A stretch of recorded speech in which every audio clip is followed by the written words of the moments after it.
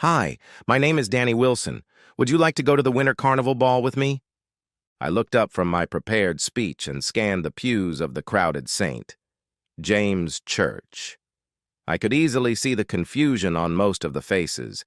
However, those sitting closer to me had heard the story of how we met many times before. These people were smiling broadly, with tears in their eyes. When my youngest daughter Julie quietly sniffed, everyone in the room knew there was more to the story. 42 years ago, I was a nerdy high school senior. My friends called me BP, Bean Pole, because I was 5'11" and weighed 130 pounds. I had long, greasy blonde hair and a face covered with acne. I wasn't shy around girls, they just scared me. The only thing I had going for me was that I was good at math and science. I mean, really good. Danny Wilson was a sophomore at the time. She was tall and athletic, and she cheered for the football and basketball teams. She was a good student, popular, and involved in many extracurricular activities. I was surprised when Miss Long came over to our table in the school cafeteria. She looked at me and said, "When the bell rings, I want you to stay here." Turning her attention to Billy Wolf and John Shepard, she ordered, "You two, get out of here when the bell rings." When she left, John asked, "What did you do?" I shrugged and replied, "I have no idea." Billy and John ran out of the dining room when the bell rang. I was annoyed that I hadn't seen Miss Long. But shortly after the bell rang, I noticed that Danny Wilson had entered the dining room. She seemed to stop at every table to greet everyone she met. I froze when she turned away from the table 2 seats away from mine. She came over to me, pulled out my chair, and sat down. She said, "Hi. My name is Danny Wilson. Would you like to go to the Winter Carnival Ball with me?" I still don't remember if I answered her. I think my eyes popped out of my head. I think I smiled widely. I definitely remember nodding vigorously. Danny clapped her hands and said, "I'm so happy. I was so nervous when I asked you. The ball is in 6 weeks. I think we should go on a few dates before the ball. Would you like that?" I nodded in agreement. "How about Saturday night? We could go to the movies at 7 and then share a pizza." I kept nodding my head. Danny reached out, took my hands in hers, and said, "You're such a sweet guy." To this day, I continued to the crowd, I wonder if Danny would have asked me to dance if she had known what a terrible dancer I am. 42 years ago. For the next 3 weeks, Danny and I went out on Fridays or Saturdays. They were simple dates. We went to the movies. Afterwards, we went to a pizza place for hamburgers or ice cream. Sometimes we joined classmates at a restaurant, and sometimes we were alone. Starting with our second date, we ended the evening on the railroad tracks. On the outskirts of town, along the railroad tracks, there was a remote parking lot that was a popular place for kissing. Danny loved to kiss, and I loved to kiss Danny. On the 2 Saturdays before the dance, we went on dates on Friday and Saturday nights. On the second Saturday, Danny suggested that the back seat of my old rusty Pinto would be more comfortable.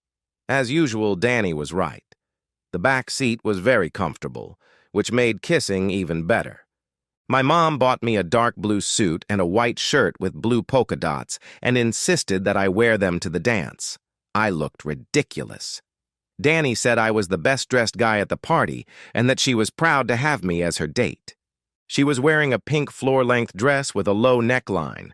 She looked gorgeous, and I felt even better when I held her close during the slow dances. That night I learned something about Danny. Not only did she love to dance, but she was also, without a doubt, the best dancer in the school gym. Her movements weren't provocative. She didn't dance in a dirty style. On the contrary, she looked very relaxed and natural. Every song the DJ played seemed to have been written especially for Danny. And me? I think I was your typical 16-year-old dancer. I marched to the beat like a soldier. I felt awkward and compared myself to Danny, like Beauty and the Beast. She looked so perfect in her movements, and I was so clumsy. The awkwardness disappeared during a fast dance. Danny came quite close and put her arm around my shoulder. Her other hand was stretched out in the air, swaying to the beat of the bass drum. She looked deep into my eyes and said, "I'm so happy to be here with you." 6 times that evening, popular athletes tried to squeeze onto the dance floor or ask Danny to dance while we were taking a short break. Each time, Danny politely declined and said, "No, thank you. I'm saving all my dancing for my boyfriend." The first semester of my sophomore year of college was very difficult for me. It was the only time in our nearly 42-year relationship that Danny made a bad situation worse, although, to be fair, she didn't know I was going through a rough patch. Many in the church knew that this story held an important place in the Harrington family history. 38 years ago, 2 days before I was to leave for my sophomore year at a prestigious engineering institute in Boston, Danny had left 3 days early to enroll at the University of Connecticut. My father was with me when the doctor gave us the bad news. I had cancer. The good news was that it had been detected early and the treatment should be successful. For the first time in my life, I saw my father cry. He hugged me with all his strength and sobbed for a minute or two, pressing his cheek against mine. His sobs frightened me. Regaining his composure, my father wiped away his tears, looked me in the eyes, and said, "We will beat this leukemia." Dinner with my mother that evening was no less emotional. We told her about the disease and the optimistic prognosis. My doctors in Hartford had drawn up a 10-week treatment plan, which was to begin the following week in Boston. My mom really wanted me to stay home, but the doctors advised, and my dad agreed, that staying in Boston and continuing my studies would be much better for me than staying home and worrying. The whole family decided that we would not tell anyone about my illness. I didn't want Danny and the others to worry unnecessarily. Danny was starting college and needed to devote all her time and energy to her studies. Cancer treatment affects patients differently. In my case, chemotherapy and radiation therapy caused nausea and weakness for a day after each hospital visit. As soon as the radiation therapy began, I quickly started losing my hair and just as quickly decided to shave my head. Danny and I talked once a week on Tuesday evenings.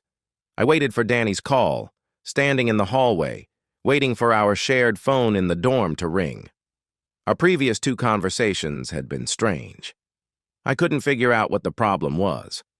I wasn't completely happy with our relationship. Our conversation that Tuesday evening was short. Danny had met an interesting guy, and he had asked her out on a date. She wanted to go with him and thought it would be better if we broke up. We were young. We should look at other people. We could remain friends. We had our whole lives ahead of us, and we could get back together again someday in the future. The last 2 weeks of radiation therapy had taken a toll on me. The news from Danny knocked me off my feet. 2 weeks, I said to myself. If I can get through the next 2 weeks, keep up with my studies, and finish radiation therapy, I'll have 5 days over Thanksgiving to gather my thoughts. Thanksgiving was wonderful. My mother's relatives gathered at her childhood home near Albany, New York. The family was shocked to see my big white bald head, and even more so when they learned I was battling cancer. Fortunately, I was able to share the news that the test results from earlier in the week showed that I was in remission and on the road to a full recovery. When we returned at 10:30 p.m. on Thanksgiving Day, there were 3 messages from Danny on our home answering machine. Mom remarked, "Looks like she's insisting you call her tonight." I was about to tell Mom I'd call her back tomorrow when the phone rang again. Dad laughed and said, "Persistent and stubborn." I answered the phone, me. "Hello." Danny, "Didn't you get my messages?" Me, "Hi, Danny. We just got home." Before I could say a word, Danny grabbed the phone. Danny, "I'm sorry. I love you. I promise nothing happened. I didn't do anything inappropriate with that jerk, I promise. I love you so much and I miss you." Me, "I miss you too, Danny. Can we meet tomorrow?" Danny, "I don't want to wait until tomorrow. Come over tonight. Please. We can watch a movie. I want to be with you." When I hesitated, Danny continued, I know I behaved terribly toward you, and I'm ashamed. I need you. I want to be with you. Please come over. Me. I'll take a shower, get changed, and come over. I'll be there at 11:15. Do me a favor, meet me at the car so we can talk in private. Danny. My mom and dad miss you too, and my sisters think I'm the dumbest idiot in the world for breaking up with you. Please come over. Me. I promise we'll all see each other tomorrow. Please come out to the car tonight. When I pulled up to her house and parked the car, Danny was already halfway to the door. She was jumping for joy, smiling from ear to ear, and looking happy. When she opened the door and got in the car, I took off the baseball cap I was wearing to hide my bald spot. When she saw me, Danny froze with her mouth open. I've been very sick for the past few months. I wanted to talk to you about it before I saw your family. Danny groaned and threw herself across the car console into my arms. She cried harder than my father had a few months ago, and her embrace almost suffocated me. Our conversation lasted about half an hour, but it wasn't a real conversation. I talked, and Danny cried. I noticed the curtains moving in her house and realized her family was watching us. When the front door opened and Danny's father came out, I said, "Your father is here to see what's going on." Mr. Wilson stopped at the passenger door, and Danny rolled down the window. "Are you okay, honey?" Danny nodded and then started crying. Mr. Wilson leaned over and looked at me through the car. He was angry and about to attack me, but when he saw me, he stopped. "Chris, are you okay?" I smiled at Mr. Wilson, shrugged, and said, "I got my girlfriend back and beat leukemia all in 1 week. I'd say I'm doing pretty good." Our wedding was like many others, but at the same time completely unique.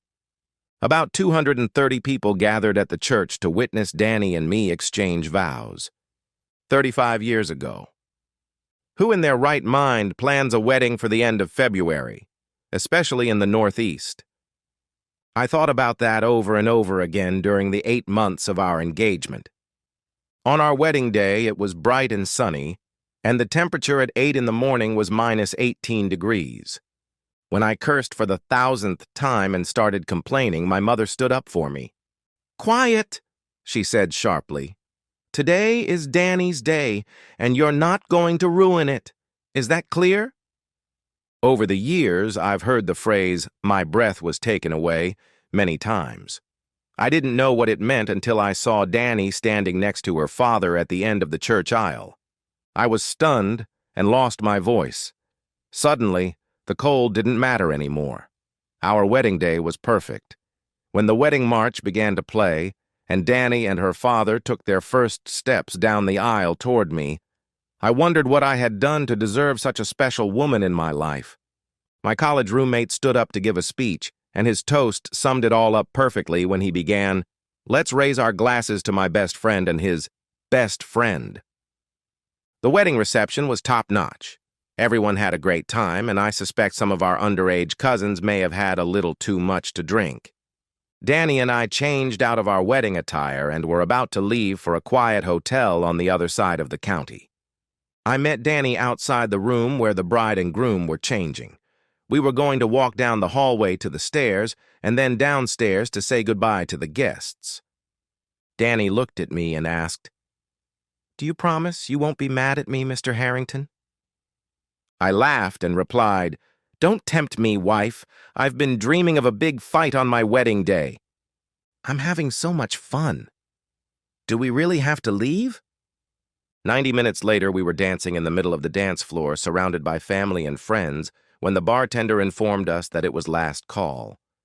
An hour later, we arrived at my parents' house for the after-wedding party and stayed there until the very end. At 3 in the morning, we returned to our hotel room, took off our clothes, got into bed, and within minutes fell asleep in each other's arms. We spent our wedding night together and woke up late in the morning. The last thing I remember is saying, "I love you, husband." Danny and I had just started our careers when we got married. We didn't have time for a honeymoon. Our first vacation together was 3 years later. We went on a 10-day hike in Grand Teton National Park in Wyoming. The people in the church listened intently to my story. 32 years ago, there were 14 people in our group, including our guide, Greta. She was going to take us on a 150-mile route that would take us to many of the most popular spots on the southwestern edge of the national park. Each night, we planned to spend the night in very simple cabins built around the park. We brought food with us as well as fishing gear. The streams, rivers, and lakes in Grand Teton National Park were full of trout. On the third day of our hike, we came to a fork in the trail. Greta told us that if we continued along the trail, we would reach a cliff overlooking one of the largest bald eagle nesting sites in the country. From the cliff, the group would be able to look down at the treetops and see the eagle nests. If we went left, we would enter a valley and walk along one of the state's most famous trout streams. We voted. The result was 12-1 in favor of seeing the eagle nests. Greta did not vote. I asked, "Is there any reason I can't go down to the valley and fish? I'll stay the night and meet up with the group tomorrow evening at the next cabin." Greta replied, "We talked about this before we left. If we split up, at least 2 of us should go together." As I expected, Danny said, "I was hoping there would be other fishermen in the group. I know Chris wants to fish this river. I'll go with him." Danny and I had an incredible day. We didn't see any bald eagle nests as they were hidden in the treetops, but we saw dozens of these beautiful birds hunting fish along the river. By noon, we found our cabin. Danny unpacked our things and I took my fishing gear down to the river. The fishing was excellent, and I brought 2 large rainbow trout back to camp for dinner. Later that evening, as we snuggled into our cramped 2-person sleeping bag, Danny whispered, "Sing me a song." "You know I can't sing." Her lips touched mine and she pleaded, "Please." I gave in and sang softly in her ear to the tune of the lullaby Mockingbird. "Hush, little baby, don't say a word. Daddy's gonna buy you a nightingale." When I finished, Danny said, "Keep going. I want more." "I'm sorry, baby. I don't know the rest of the words." "Use your wonderful imagination and sing it to me." I don't know why I chose Mockingbird. The song just popped into my head. I thought for a second or two and continued with words I made up myself. "If the nightingale won't eat, Daddy will beat old Uncle Pete." Danny laughed heartily and trembled softly as we hugged. "When old Uncle Pete falls down dead, Daddy will do a somersault on our big bed." I knew my silly rhyme would get even more confusing because when I said bed, I decided the song would have a more sexual undertone. Danny was writhing with laughter in my arms. That evening, when we were alone in the cabin, we lay facing each other, side by side. Danny and I woke up at dawn. I caught another trout, and we ate it for breakfast. After packing up camp, we walked together for almost 15 miles until we met up with the rest of the group at the next cabin. Like every night, Danny and I slept together in a huge sleeping bag meant for 2. I don't know how long I slept when Danny poked me to wake me up. The whole group was in the cabin, so I asked quietly, "What's wrong?" When Danny answered, I realized she was crying. "You're going to think I'm crazy." I kissed her gently on the lips and said, "It's too late, baby. I've known you were crazy for a long time. What happened?" "Last night you got me pregnant. We're having a girl." "How is that possible?" Danny interrupted me and said, "I just know, and I'm so happy." I continued our story in a church full of people. 8 months and 27 days later, on April 2nd, 1986, the first of 2 great gifts from God arrived. 31 years ago. The first surprise came when the doctor entered the delivery room shortly after Danny was admitted to the hospital. She asked if a student nurse could be assigned to watch over Danny and the birth of our child. Danny agreed without hesitation. A few minutes later, a handsome young man entered the room and introduced himself as Mike. He was 6 feet 1 inch with the body of an NFL player and the face of a GQ model. "Are you a student nurse?" I asked, looking at him with envy. Alice, the nurse who was attending to us, helped Danny put her feet on the footrest at the head of the bed.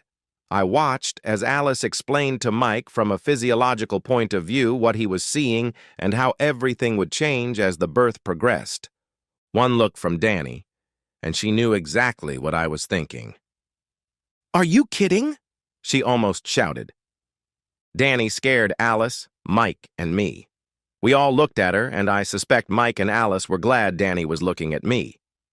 "What are you thinking? Do you really think I'm in the mood to try, Mike?" I sighed, gave in, and asked, "I need some fresh air. Anyone want coffee?"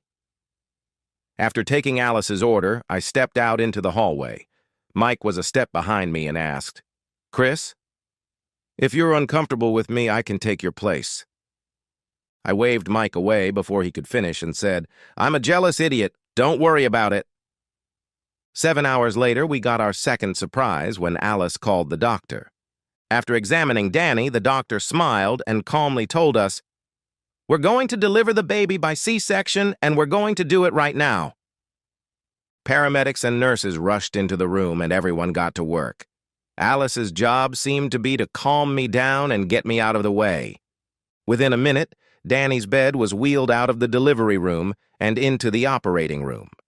While the emergency team took care of Danny and our baby, Alice gave Mike and me gowns. When we entered the operating room, the doctor glanced at us and said, "Your wife and baby are fine." He went back to work, and 30 seconds later I heard a baby cry. I watched as one nurse handed our baby to a second nurse, who quickly washed our daughter, wrapped her in a pink blanket, and handed her to me. My legs buckled when I looked at the most beautiful girl who had ever been born. Mike rolled a stool over to me and supported me as I sat down, holding my daughter in my arms. Crazy thoughts raced through my head. How would I raise my precious daughter alone if something happened to Danny? As if reading my mind, the doctor, without looking up from his work, said, "We're almost done. Your wife will wake up in a few minutes. We'll bring her to your room soon."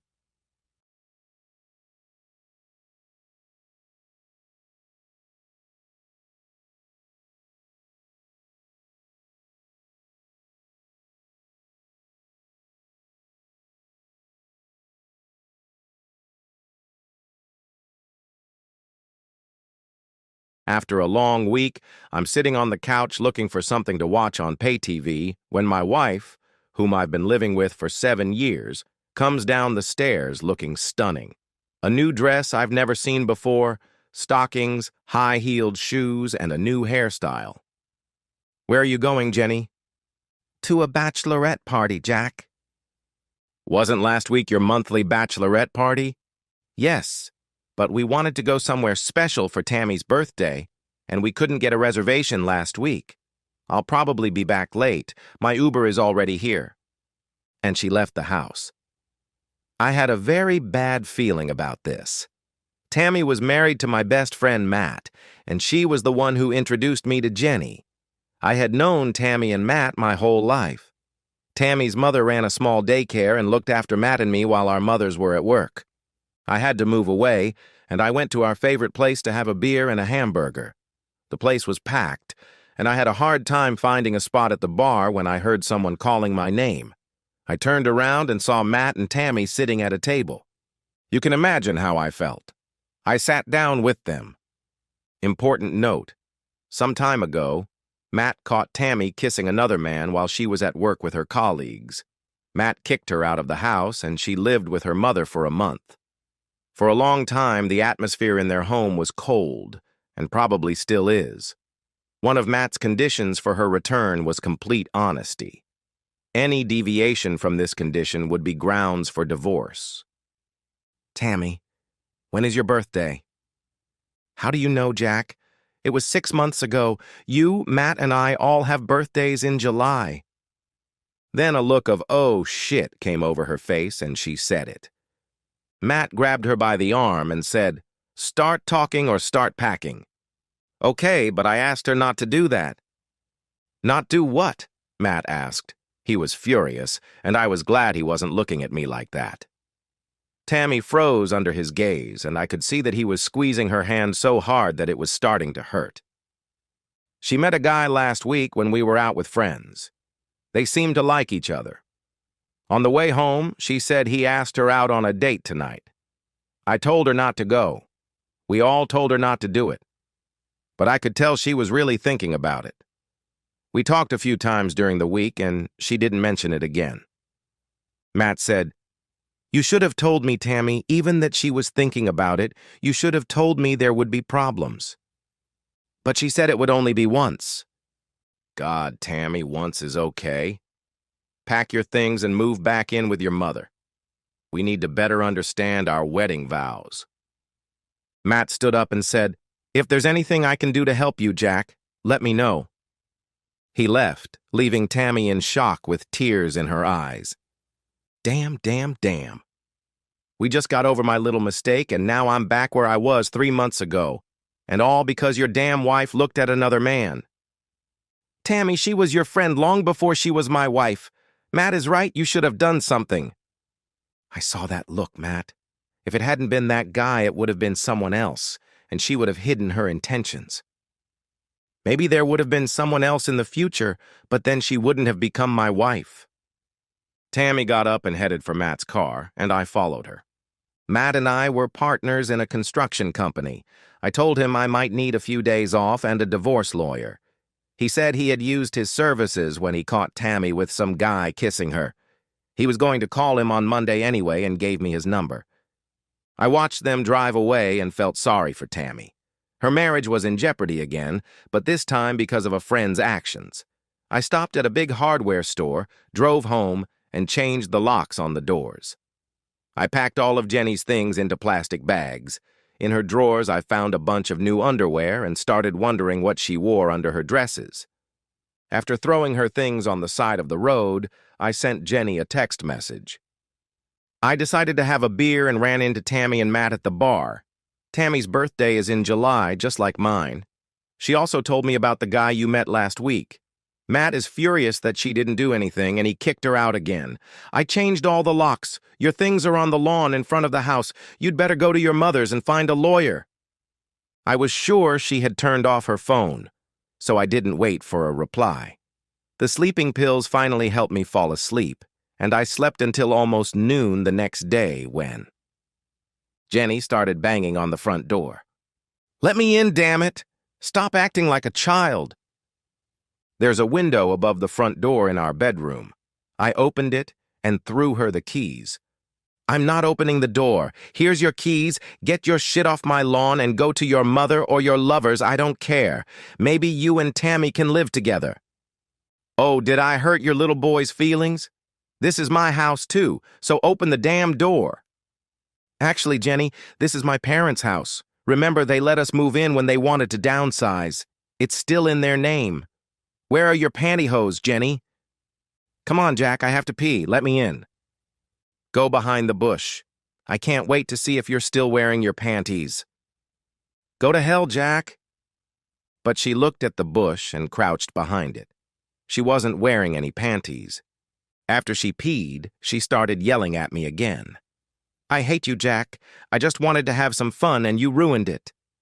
"Well, we agree on one thing." "What's that?" she asked. "That we hate each other, Jenny. And you had your fun, broke your marriage vows, and acted like a slutty bitch. Get your slutty ass off my lawn before I or one of the neighbors calls the police." Jenny finally stopped arguing. I watched as she struggled to load her bags into her Honda. She broke one of her heels and threw it at me. Jenny throws like a girl and never hits anything. Tammy called me and was furious that I had betrayed her. Right after her, Matt called to find out how it went. Jenny came home at noon. Last night I changed all the locks and threw all her stuff out on the lawn in front of the house. She woke up the neighbors by banging on the door, but I didn't let her in. I'm glad my parents didn't put the house in my name. Jenny said she just wanted to have some fun.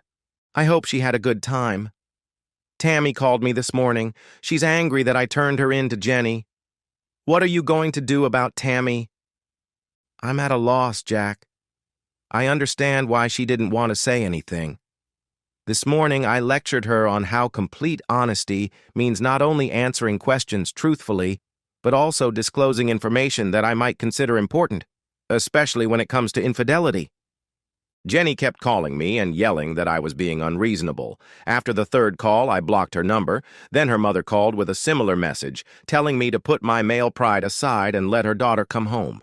I told her mother that Jenny was home and that this was the last time I would speak to her respectfully. I blocked her number as well. Matt arrived with some beer and we turned on the game. The game was in full swing when my mother called. It turned out that Jenny's mother had called her. "Jack, stop acting like a child and let your wife come home."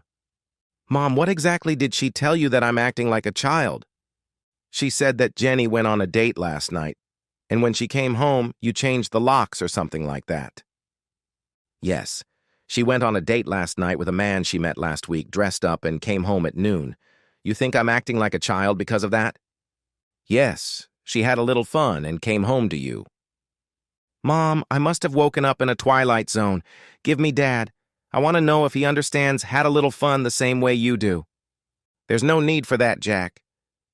"Mom, give him the phone or I'll call him directly." Mom hung up and I called my father on speed dial. He answered hello, but I could hear arguing in the background. I heard my mother yelling, "Pete, hang up the phone, damn it!" It sounded like they were arguing on the phone. Finally, I heard my father threaten my mother that if she didn't calm down, he would hit her for the first time in their entire marriage. She said, "Please, Pete, hang up. You don't want to see what this will lead to." "Hi, Jack. Sounds like you're in some serious trouble. I've been married to this woman for almost 40 years, and I've never had to threaten her before. Tell me what's going on."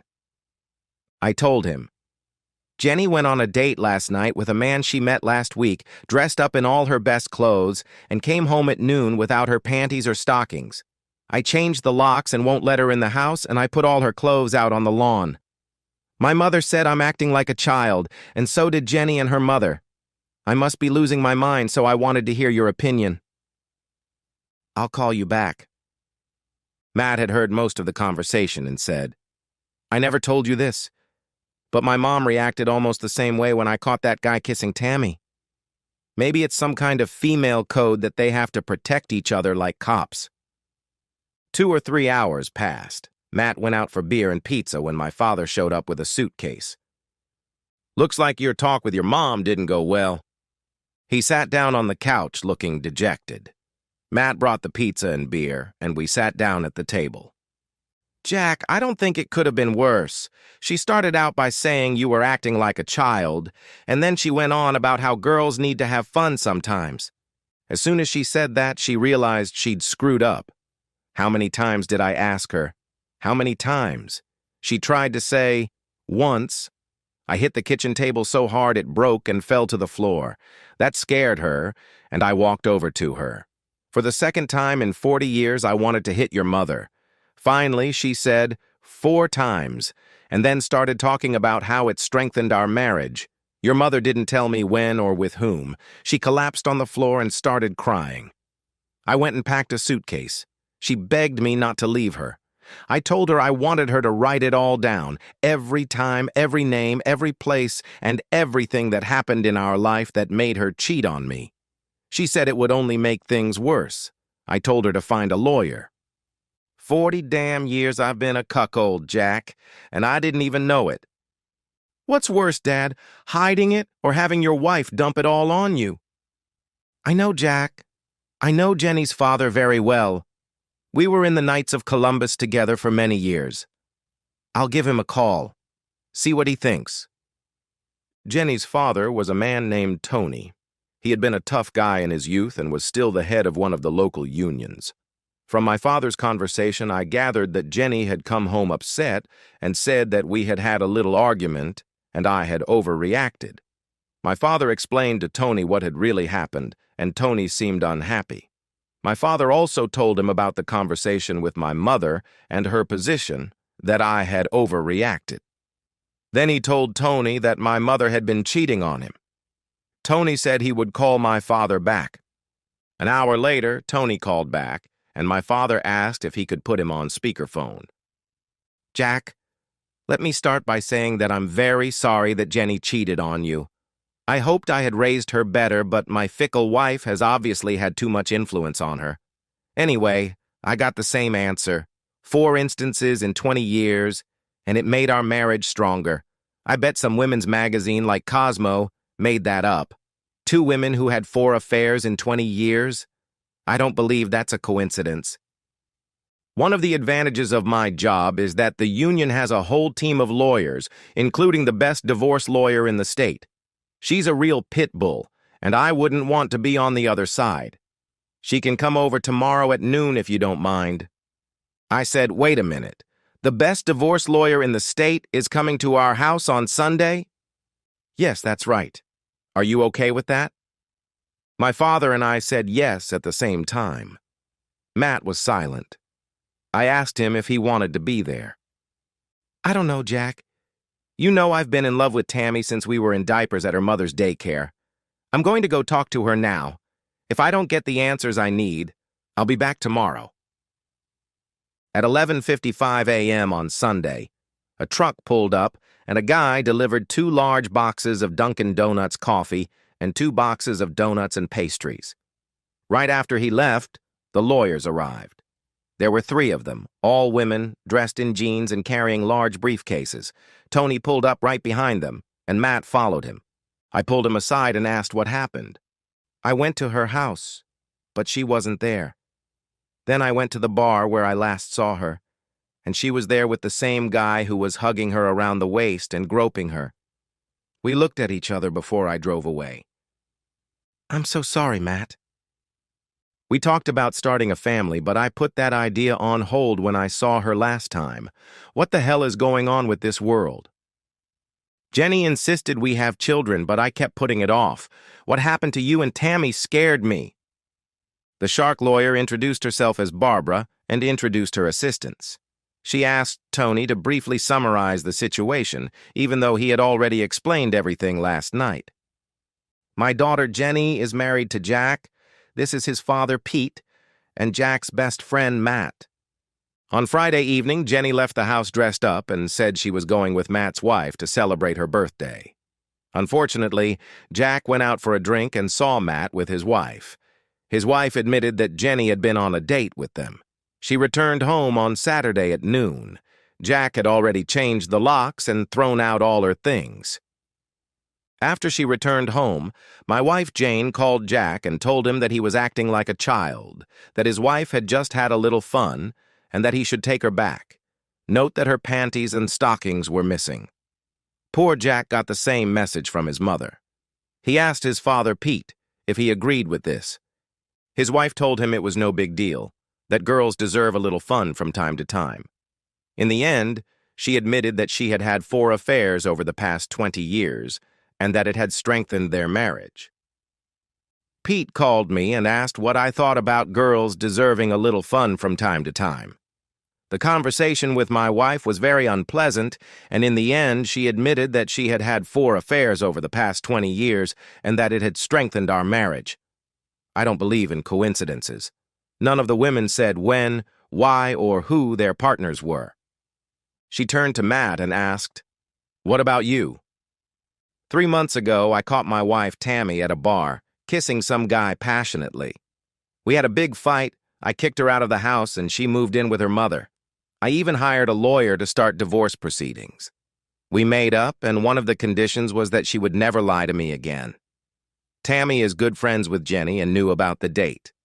I told Tammy that withholding information was tantamount to lying and sent her back to her mother's. Last night I went to talk to her, but she wasn't home. I found her at the same bar with the same guy who was squeezing her breasts. "Okay," said Barbara. "Matt, you'll be last. I'll start with Jack because his case is the last one, and my 2 assistants will take Pete and Tony. If it goes to trial, I'll stand next to you in the courtroom. All 3 of us will be there. And let me say this. The idea that girls deserve a little fun from time to time is in every women's magazine. Sometimes a woman does it once, realizes she doesn't like it, and that's the end of it. Maybe she confesses it to her husband, maybe she doesn't. Some women really enjoy it, but it's rarely love, more like a cheap thrill. Eventually they get caught, and almost always it ends in divorce. Women's magazines rarely write about broken families. The internet is also full of nonsense, including a popular article that recommends asking for a divorce 4 times in 20 years to strengthen your marriage. In this state, divorce does not require fault, so usually everything accumulated during the marriage is divided in half, and one spouse pays alimony if their income is less than the other's. Most judges require counseling, and I'm sure they will in these cases. For Tony and Pete because the affair was long ago, and for Jack because it happened on Friday. We spent the rest of the day with the lawyers filling out paperwork. They worked incredibly efficiently, and by dinner, everything was ready. Tony ordered sandwiches for everyone. The main topic of discussion was when we wanted the papers delivered to our wives. "I want Jennifer to get the papers as soon as possible," I said. The other men agreed. Barbara said she would try to use some of the services, but 4 services was too much. She was sure she could get Jenny there on Tuesday. The rest of us would have to wait until Wednesday or Thursday. During dinner, she warned us against violence or any other form of retaliation. We had to cancel all joint credit cards as soon as possible, but we had to leave our spouses access to the funds. On Monday morning, we all had to open separate bank accounts and transfer only half of the funds from our joint accounts to the new accounts. The lawyers left with Tony. The 3 of us sat down on the couch and opened some beer. I felt like I had been hit over the head. Barbara asked so many questions that my head started to hurt. Matt and my father felt the same way. The hardest part was that Jenny and Tammy would get half of the business that Matt and I had built, and that really annoyed me. We could always close the business and get jobs with someone else or sell the business to someone else, which is what I preferred. On Monday, Barbara called and said that Jenny would be served papers at 8:30 on Tuesday when she got to work, and that I should be prepared for some consequences. It's very rare that a woman who deserves a little fun expects it to end in divorce, so there would be fireworks. If things went too far, she would file a restraining order against Jenny. On Tuesday morning, Matt and I were at work. I still hadn't unlocked Jenny's and her mother's phones. At 8:35, I got a call from an unknown number. I assumed it was Jenny, but I couldn't ignore the call. It was Jenny. "Oh, poor boy. Your male pride is so hurt that you want to divorce me. Well, that's not going to happen, you jerk." I hung up. 20 minutes later, she showed up at our work. Matt held her back while I called Barbara and turned on FaceTime so she could see Jenny. She was screaming and yelling that her father would hire the best divorce lawyer in the state and that I would be crawling back to her on my knees, begging her to take me back. Barbara told me not to answer. A few minutes later, we heard a police siren. A police officer was trying to restrain Jenny, who turned around and hit the poor guy. Jenny was taken away in handcuffs. Barbara was still on the phone and said that a courier would deliver a restraining order by the end of the day. Jenny used her only phone call to call her father, who refused to help her. He told his wife that their wayward daughter was in jail and that maybe she should get her out on bail. Tony also refused to provide her with any support in the criminal case or the divorce case. He told her that he had never been so disappointed in anyone in his family. My mother did the exact opposite. She accepted the divorce papers and sent them to the lawyer she had hired. On the lawyer's recommendation, she sought psychological counseling. 3 other wives, including Jenny, eventually used the same lawyer, and all requested psychological counseling. The judge ordered 12 weeks of counseling for all 4 couples. My father responded that he would only agree to counseling if my mother provided a list of the 4 men with whom she had admitted to having intimate relationships, as well as all the others, including their names, the time, place, and what happened in their marriage that caused her to break her marriage vows. The case was referred to a judge, and her lawyer argued that such a list was unnecessary. She had already admitted to her infidelity, and now it was time to move on. Barbara argued that my father would always wonder whether the man he was talking to had defiled his wife. He would never be able to move on without knowing who, when, and whether it was really only 4 people. The judge agreed. My mother withdrew her request for counseling. For her, these events were the most painful of her life, and she did not want to relive them. They became the first couple to be granted a divorce. Tony filed the same request, and Jenny's mother gave his lawyer the list. Barbara immediately issued subpoenas to the four men to testify and advised them to seek legal counsel. I made a similar request to Jenny, and she flew into a rage. She wrote in large letters on the form, "What the hell, Jack?" It was just once, and you know when I was close to him. She didn't mention his name. Apparently, she only knew his first name. Barbara was like a bloodhound. She subpoenaed the hotel and restaurant to get the credit card receipts, and finally tracked him down and served him with the summons. She also advised me to file for divorce on the grounds of adultery. I didn't know what that was, but she said it might get me some money. Jenny also demanded that I list all the women, dates, times, and places where I had been intimate with them since our wedding. Following her advice, I wrote a big fat 0 on the form and returned it to Barbara. Matt and Tammy played the same game. Tammy said she didn't consider kissing intimate, so she wrote 0. Matt was in a difficult position because the night after he caught Tammy kissing some guy, he went out, got drunk, and slept with someone. He couldn't remember what happened that night, who she was, or what she looked like. All he knew was that she drove him home, and when he woke up, she was in bed with him. He wasn't even sure if they had sex. A hearing was held to discuss the definition of intimate relations. All these obstacles only dragged out the process. In the end, after consultation, they agreed that all they had done was seek revenge for some sin committed by the other and decided to reconcile. Jenny's love interest was finally tracked down, and he appeared for questioning with his lawyer. I read the transcript of the interview, and it killed me. He had met Jenny several times at bachelorette parties. She was very friendly. They danced very intimately. Jenny pressed herself against him and rubbed against him. He asked her several times to go to a hotel with him, but she refused. The last time they were at a bachelorette party, he accused her of teasing him. She got angry and suggested they have dinner the following Friday and then go to a hotel, and she would prove he was wrong. They had dinner, went to the Hilton Hotel, and had sex several times that night and the next morning. The therapy sessions were a nightmare for me. Jenny kept insisting that I should just forget about it. Sometimes the therapist seemed to take Jenny's side, and I told Barbara about it, and she complained to the judge. There was another hearing where the therapist was reprimanded by the judge. In the end, the psychologist said that our sessions had reached an impasse, and she saw no point in continuing them. The marriage was dissolved, but his wife found out about it.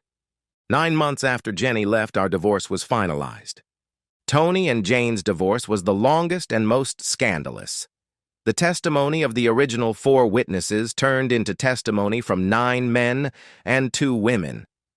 The affairs lasted several years, with some men moving from one woman to another, including several couples and at least one threesome. Tony had to attend meetings at the union headquarters several times a year, and Jane sometimes threw wild sex parties. On other days, 1 or 2 men or women would join Jane in bed. The worst part was that she did nothing to hide it from Jenny. Perhaps when she was younger, she didn't understand that this was different from a normal party, but as she got older, she realized it. Her mother told her that girls have a right to have a little fun sometimes. Jenny may have had fun, but it destroyed 3 marriages, and I think Matt barely saved his marriage to Tammy. I deliberately stopped talking to Jenny. Sometimes Tammy would bring her up when we were together, and I would brush it off, sometimes angrily, which upset Matt. I loved Matt, but when Tammy was in a bad mood, I made excuses. In the end, we sold the business for a pittance to one of Tony's friends. Jenny got a quarter. She wanted to fight for more, but she didn't have the money for lawyers. Matt and I did the same thing we had done before we sold the business, only the checks had a different name on them.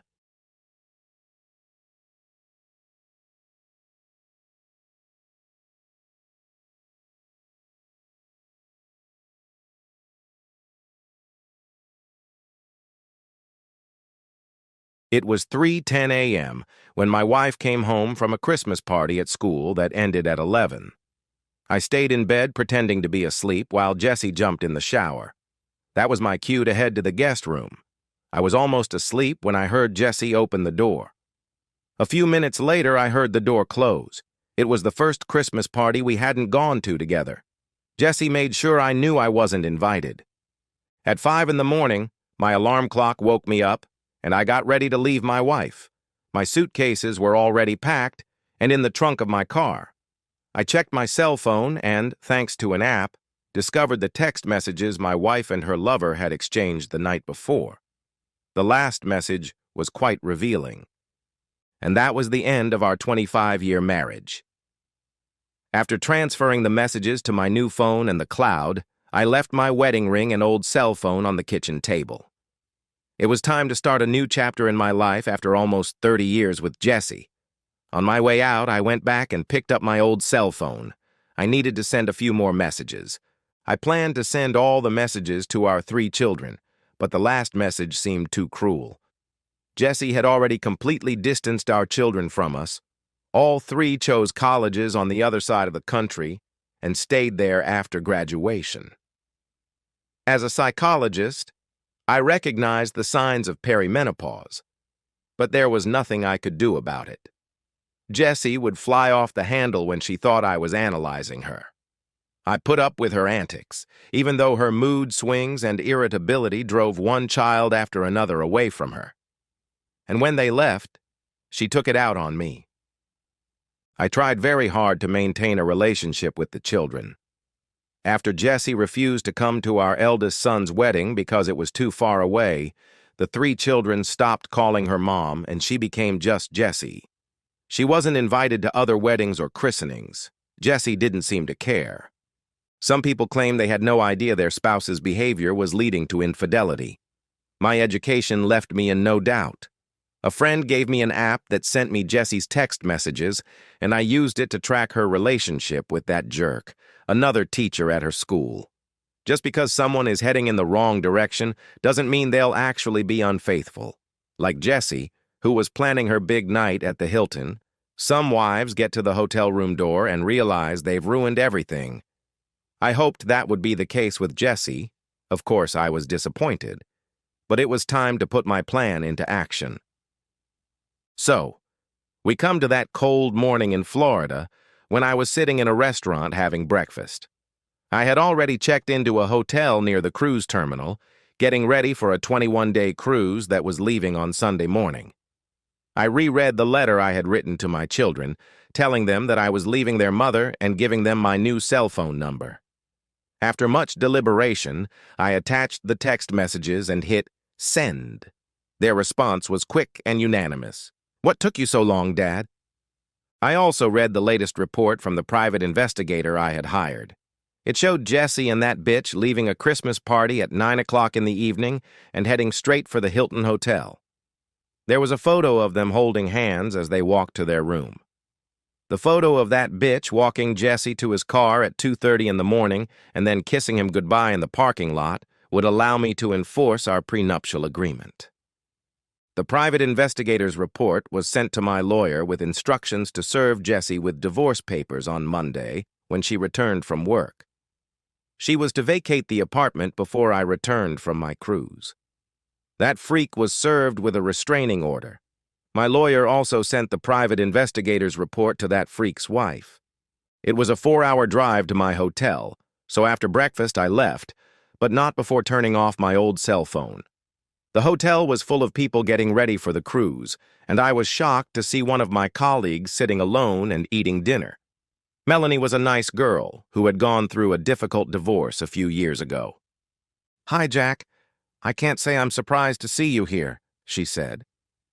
"Well, I'm very surprised to see you here. Can you explain?" "I saw your cruise confirmation on the printer. Why would a married man book a 21-day cruise alone unless he was planning to leave his marriage? I knew you wouldn't cheat on Jessie. You're not that kind of person, and everyone in the office knows what a bitch Jessie has become. We've always gotten along well, Jack, and I've often called you my work husband. So I booked the cruise in the hope that we could have some fun together when it was convenient for you. I also booked all the same shore excursions, which are easy to cancel if you're uncomfortable with me." Actually, Melanie, I'd rather not spend too much time alone, so I'd be happy to have your company. But I'm not ready for a long-term relationship, I said. Two psychologists think alike, who would have thought, Melanie added. After a long dinner, I walked her to her room. At the door, she said, I'm not going to invite you in, Jack.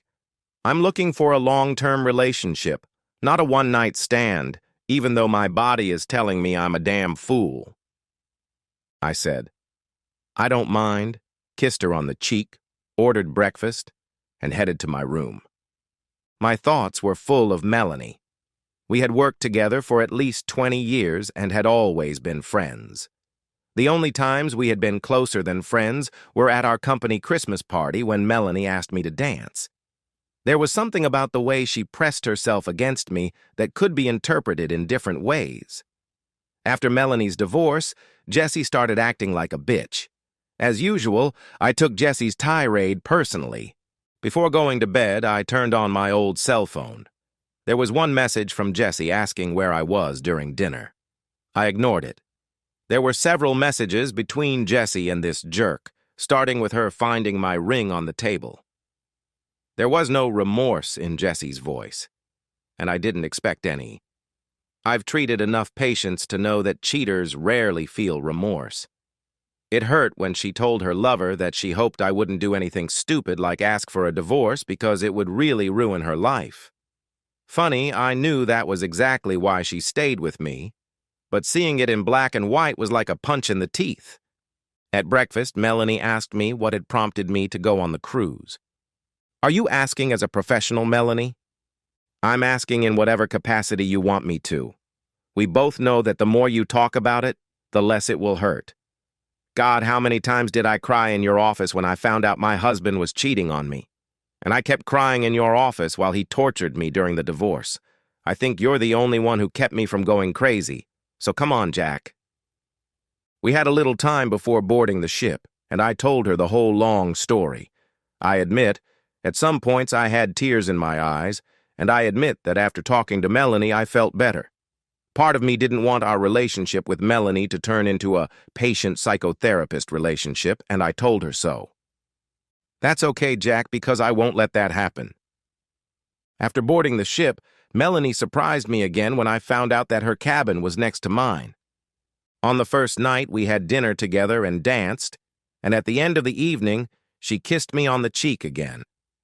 On Monday morning, we had breakfast together, and Melanie surprised me by joining me on the treadmills in the gym. I didn't know she ran, and she said running was the best advice I'd ever given her. We spent the rest of the day reading and talking in lounge chairs, enjoying the beautiful Caribbean weather.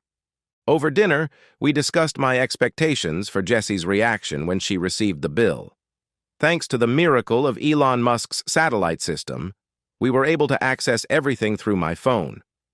The first thing we read was a text message from my daughter. Jessie called me this afternoon and said I was a traitor, that I should have known you were divorcing her, and that as a woman I was obligated to tell her. Then she complained that you were overreacting to a little affair because your male ego was hurt. I told her that she had treated you like shit for the last 25 years, and that affair or no affair, you should have divorced her a long time ago. I added that my brothers and I were glad you were finally ending this sham marriage. I called her a flighty bitch and blocked her. There were several messages from Jessie. Are you done sulking, little fly? Call me so we can discuss your ridiculous demand for a divorce. The second message from Jessie read, You pathetic girl. Why did you send the private investigator's report to his wife? Do you want company in your misery? Call me. The third message was priceless. You blocked my credit cards, you bastard. I got my hair and nails done and had to pay with my debit card. How am I supposed to live without my credit cards? This has gone too far, and you better get your head out of your ass if you know what's good for you. The messages between this jerk and Jessie were interesting. At first, they discussed divorce papers and how she wouldn't be able to live on her salary. The jerk assured her that I loved her too much to divorce her and that he would be there to support her. Then his wife must have received the private investigator's report because his attitude changed. You stupid bitch. You told me your husband was a weakling and that he would give in and accept our affair. He sent a copy of the private investigator's report to my wife, and I'm in deep shit. Don't call me, don't talk to me, and don't come near me at school. If your husband or my wife sends this report to the school board, we'll both be fired immediately. Good luck finding a lawyer when you're unemployed. I curse the day I met you. Melanie and I both felt sorry for Jesse. We both had a lot of experience with patients who didn't think through the consequences of their actions and were surprised when everything came crashing down on them. There was also a message from my lawyer saying that Jesse was refusing to divorce me and would do everything in his power to drag out the process until I changed my mind. I hadn't expected anything else. Melanie and I continued to enjoy our time together. Perhaps 21 days alone on a cruise wasn't the best idea because I would probably have spent too much time thinking about Jesse. Melanie was determined not to let that happen. We knew each other too well, and for the first time since my children had left for college, I had a running partner. On the 5th night, after dinner and dancing, I walked over to Melanie's cabin door to kiss her on the cheek. She turned her head and my kiss landed on her lips. The kiss turned into something more than just a goodnight kiss when she gently pushed me away. I'm sorry, Jack. It was just a test. I couldn't help myself. Did the test go well? Too well, Jack. Good night. Was I disappointed? Yes. Did I have a big smile on my face? Yes, I did. Between dancing and kissing, I had to take care of myself in the shower. The next morning, after our run, we sat down to breakfast, and Melanie said, You know, I can hear the water running in your shower. Did you take a long, cold shower last night, or were you doing something else? I knew I was blushing. Well, I think your blushing answers my question. Seeing so many people ruin their lives because they underestimate the consequences of their decisions, we psychologists analyze too much. How would you have reacted if I had invited you to my cabin last night? I would have accepted without hesitation. I'm a man, and you're a beautiful woman. A woman I've always liked, maybe even too much, if I remember our dance at the Christmas party. And this week has been wonderful in every way. Simple conversations, empathy, a willingness to listen, the way I feel you in my arms when we dance. How could I turn down such an invitation? I agree with everything you said, Jack. I wanted you for so long when you helped me get through my divorce. I realized I had married the wrong man. I was so vulnerable, and you never did or said anything to make me think you would take advantage of me. And here we are, our situations reversed. Am I taking advantage of you with this crazy idea of going on a cruise with you? When you were going through your divorce, Melanie, our relationship was more like a doctor-patient relationship. Besides, I was married and would never have broken my vows. But I think this is different. My love for Jessie didn't end when she came home after spending the night with another man that Friday night. It ended a long time ago, probably the moment our daughter left, never to return. That was 6 years ago, and that was long before our sex life ended. My feelings for you, Melanie, are just a consequence of the breakup, and maybe if we cross the line, we'll regret it when we get back to work and reality. Or maybe we'll realize that we were always meant to be together. I'm willing to take the risk and cross the line, hoping that we'll spend the rest of our lives together. So we'll spend our time on board having sex and get married when your divorce is final? Sometimes dreams come true, Melanie. She smiled, and tears welled up in her eyes. It was a day at sea, and like most days at sea, we planned to spend it sitting on deck chairs, talking and reading. When Melanie took off her cover-up, I almost wet my pants. Her swimsuits had been pretty modest up until then, but this bikini fit her perfectly. God, Melanie, I've always found you attractive, but you're so much more than that. Why did you hide it? And are there more surprises? If I tell you, it won't be a surprise. But I'll answer your first question. I wanted you to be interested in me for more than just my looks. We had a pleasant day, and it took all my self-control not to stare at Melanie. For a woman who could be my grandmother, she looked very sexy. After a nap on the porch and a hot shower, Melanie joined me for dinner, looking stunning in a little black dress. "You're beautiful, Melanie. I mean really beautiful. So much so that you're out of my league. Why are you sitting here with me?" "Jack, in 2 seconds, I'm going to lean across the table and break your nose. You seriously underestimate your sex appeal, or whatever you call it. I hear other women talking about you, and that's why I booked this cruise, so I could be first in line. Just wait until we get back to work, and you'll see how many single women and even married women start throwing themselves at you. I'm just an old grandmother, and men don't usually throw themselves at grandmothers. You're too good for me, and Jesse is an idiot for pushing you away. You have no idea how long I've loved you, not just physically, but for your compassion for people." Melanie's eyes filled with tears, and I asked her to dance. "Every time we dance, Melanie, I remember Christmas parties. There was something about the way you pressed yourself against me. I don't know how to explain it. Because we were made for each other, Jack." Melanie kissed me and led me to her cabin, which became our cabin for the entire cruise. I don't want to go into the details of two older people having sex, or the fact that Melanie brought a bottle of little blue pills with her, or how wonderful it was to hold a beautiful woman in my arms for the first time in 10 years. The best part was that I was with a woman who loved me, and I had forgotten how good it felt, how much I had missed it. Melanie noticed the tears in my eyes. "I hope those are tears of joy, Jack, or my self-esteem will take a serious hit." "Yes, Melanie, tears of joy.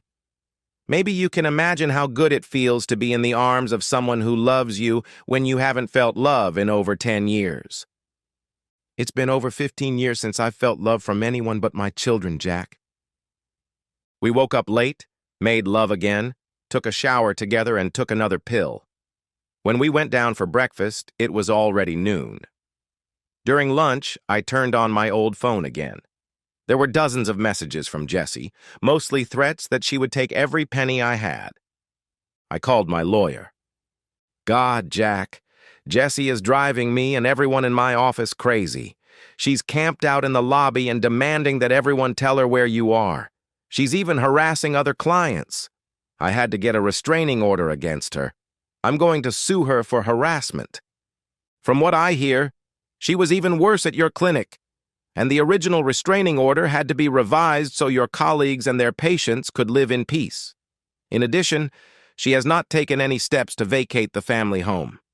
I advise you not to show up there for a couple of days, and I will ask the sheriff to evict her from the house by force. How are you doing?" "Everything is going very well. I met a girl while I was away, and she has brightened my world." "That girl's name isn't Melanie by any chance?" "I'll consider that attorney-client privilege and say yes. Why do you ask?" "Jessie noticed Melanie wasn't at the office and was yelling that you two were living together. Is that true?" "It's much more complicated than that. Melanie and I have known each other and been friends for decades. I helped her through a difficult divorce 5 or 10 years ago. Patient confidentiality prevents me from saying more, but I can assure you that there was nothing sexual or inappropriate about our relationship. We're on a Caribbean cruise. I didn't know she was coming until I got here. Melanie saw the cruise booking confirmation on the printer and easily concluded that a married man wouldn't book a 21-day cruise alone unless he was planning to leave his wife. She felt she had to help me, so without telling me, she booked a cabin next to mine. I can't tell you how she saved my life. I think without her, I would have jumped overboard before the 21 days were up.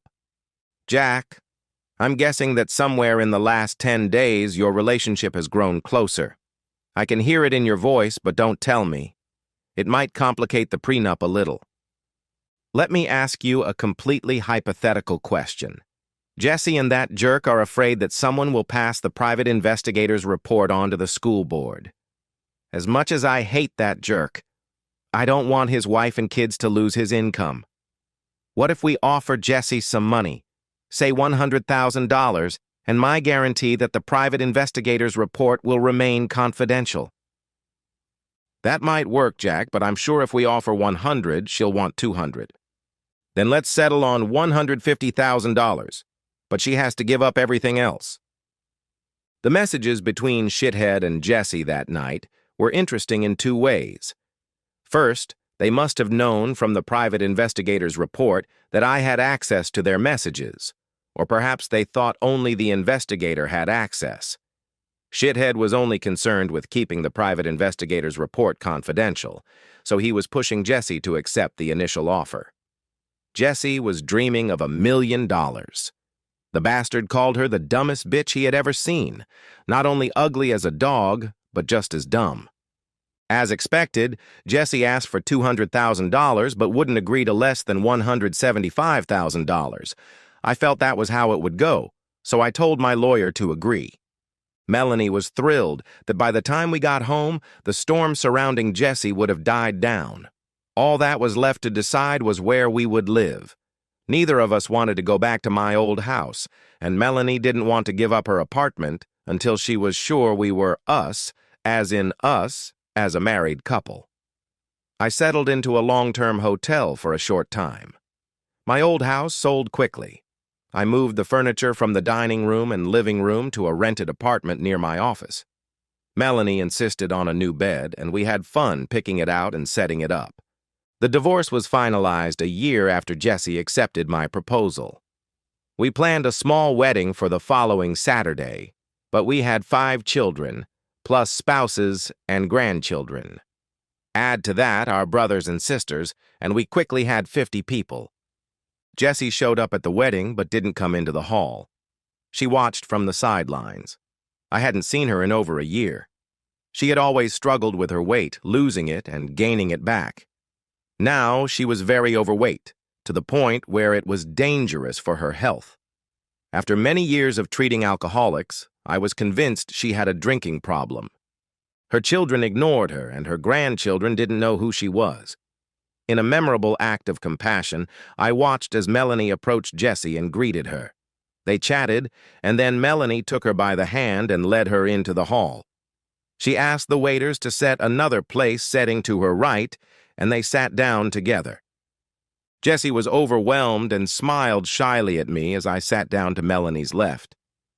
During dinner, Melanie brought her children over to Jessie one by one. Jessie couldn't hold back her tears as the children hugged her, and she saw her grandchildren for the first time. While I was dancing with Melanie, I told her what a wonderful woman she was.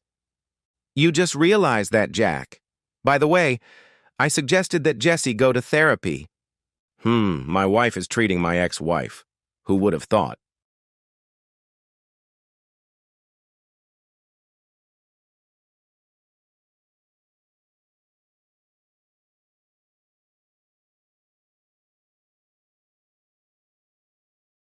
You wouldn't think that something as small and inexpensive as a postage stamp could ruin a marriage, but one of them, or rather the absence of one, did just that. I shouldn't have been there. There was an accident at work. Joe Bevins wasn't paying attention, and as a result, the lathe he was working on cut off his left pinky finger, and I was chosen to take him to the emergency room. When Joe was admitted to a ward, I left them my cell phone number so they could call me when he was ready to be discharged, and I left. I decided to go home and have lunch while I waited for the call. My wife Wendy was at work, so I was home alone when the mail came. There were a few flyers, a water bill, and an envelope marked by the post office as undeliverable without a stamp. I didn't recognize the address, but our mailing label was in the upper left corner of the envelope. Curiosity about who Brandon Winters was made me open the envelope.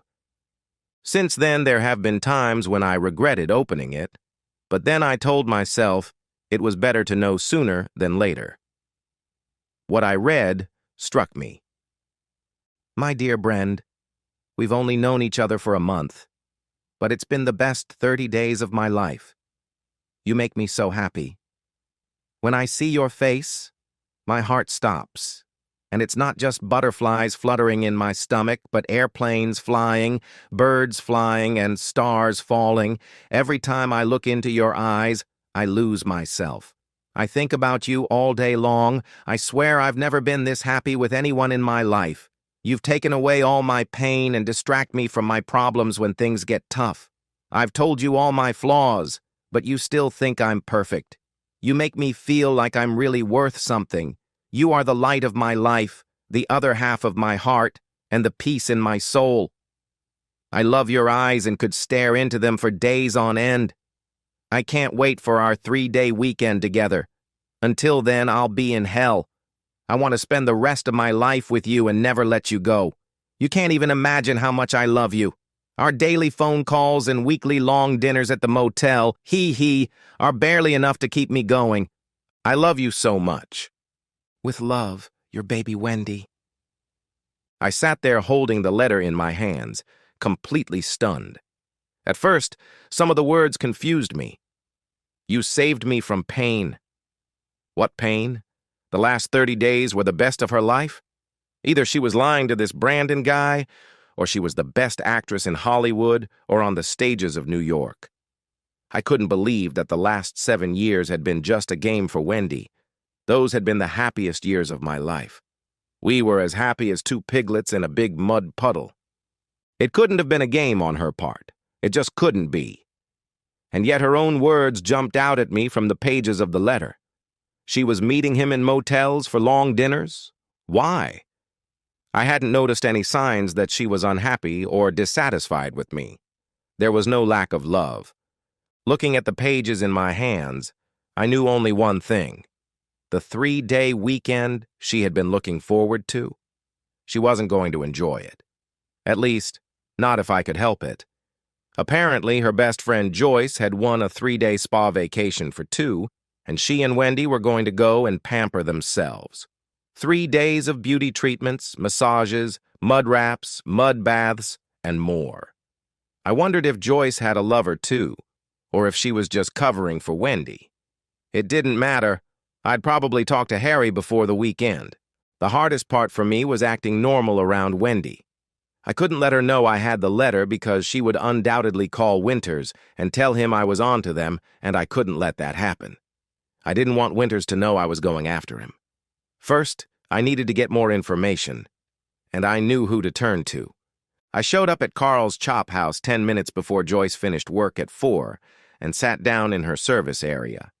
When she came over with a notepad and pen and asked what I'd like, I replied, "Coffee and a few minutes of your time when you finish work.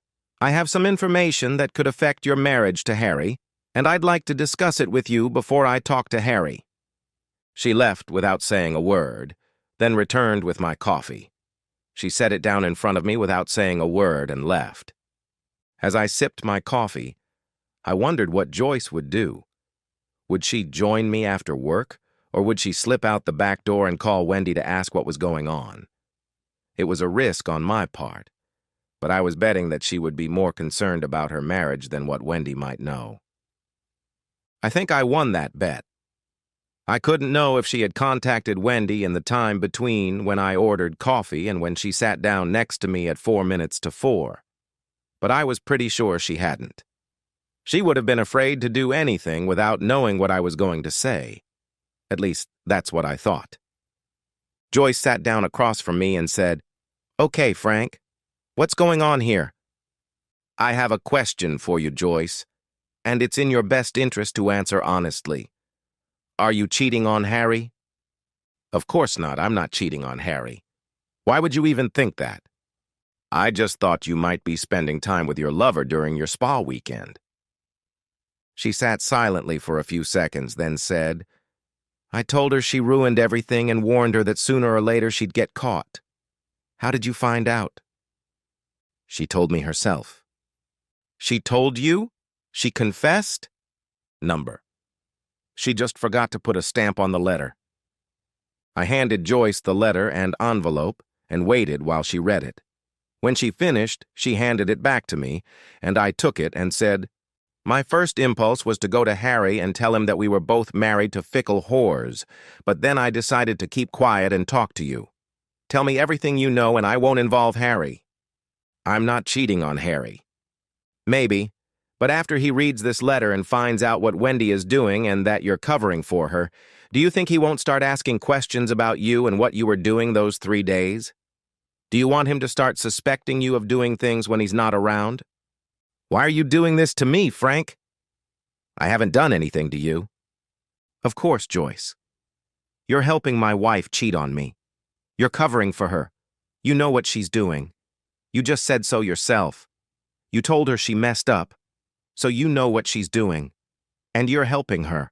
And if that doesn't mean anything to me, then I don't know what does. Now you have to decide what's more important to you, your friendship with Wendy or your marriage. I want both, Frank. Let's make a deal. I'll tell you everything you want to know, but you'll never tell Wendy it came from me. That way we can stay friends no matter what happens between you two. And no, I'm not stabbing her in the back. You already know everything, I'm just giving you the background. We need to get one thing straight, Frank. Wendy is my best friend. I've known her since 2nd grade. I've only known you since you met her in college, so expecting me to come to you and tell you she's been acting out is completely unrealistic. Besides, she hasn't hurt you. She loves you and you know it. This thing with Brandon is just a fling, a silly crush that will blow over soon. Brandon isn't worth half of what you are, and Wendy knows it. If she knows that, then why the hell is she doing this? I asked, picking up the letter. It all started in 9th grade. Brandon Winters was everything to everyone. He was the best wide receiver on the football team in the state, the best forward on the basketball team in the city and the state. He was a star shortstop on the baseball team and an honor student.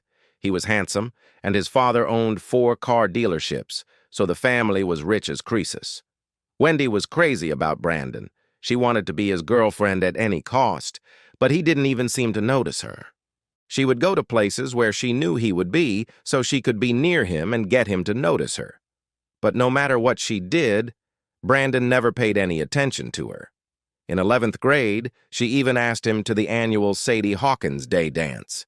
He turned her down, saying he would be out of town. On prom night, he showed up with Cindy Reynolds, but that didn't stop her from trying to get his attention. She tried and kept trying throughout high school, but to no avail. Then graduation came, he left for the East Coast to attend some prestigious university, and life went on. Finally, Wendy met you. She loves you, Frank. Never doubt that. I can't even remember how many times she's told me how happy she's been since she met you. How can I believe that, Joyce? How can I believe that after reading that letter? How can she love me as much as you say she does if she's stabbing me in the back with this Brandon? I don't know how to explain it, Frank, but it's some kind of ego problem, a desire to fulfill a dream, a validation of his self-esteem, or something like that. I really don't know. All I know is that about 4 months ago, Wendy was shopping at Kohl's, and Brandon was there, saw her, came over and said hello. He told her he had just moved back to town and that maybe she could tell him over lunch what had happened to our old classmates and so on. They had lunch and exchanged phone numbers because he said he wanted to organize a reunion party. 2 days later, he called her and asked if she wanted to have a drink with him after work to talk about the party. She met up with him, and they discussed where it would be, what kind of party it would be, and so on.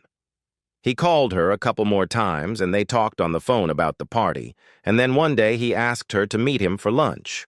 Over lunch, he admitted that there was no party, and that it was just an excuse to see her and talk. Try to imagine how she felt, Frank. The guy she had been crushing on for 4 years in school now wanted to date her. It awakened something in her. The more he asked her out, the stronger she felt. Damn, I don't know. Anyway, she started having lunch with him and meeting him after work for drinks, and the whole time he was hitting on her. After 4 years of chasing her, he was now stalking her. I honestly doubt he would have gotten anywhere with Wendy if you hadn't had to fly to Michigan to settle things with your father. What the hell did my father's business have to do with it? You were gone for 4 days, Frank, and while you were gone, Brandon laid a real siege on Wendy. She had dinner with him and drinks every night while you were gone, and 2 of those nights they went to a bar and danced. She wasn't going to go anywhere with him, Frank, honestly, but on the first night they went out to dinner, drinks, and dancing. Something happened. It just happened, and Wendy couldn't even explain it to me. They were having a good time, and suddenly they were in bed. She wasn't drunk or high, it just happened. The next day, she called me in tears. She didn't want to do it, but she had cheated on you and felt terribly guilty. She wanted my advice. Should she call you and confess over the phone or wait until you got home and do it face to face? I advised her not to do either. It would only hurt you. I told her it was a one-time mistake that she could regret and that what you don't know won't hurt you. I told her to forget about it and do everything she could to be the best wife to you. She went to him on the 4th night to tell him to leave her alone because she was happy in her marriage.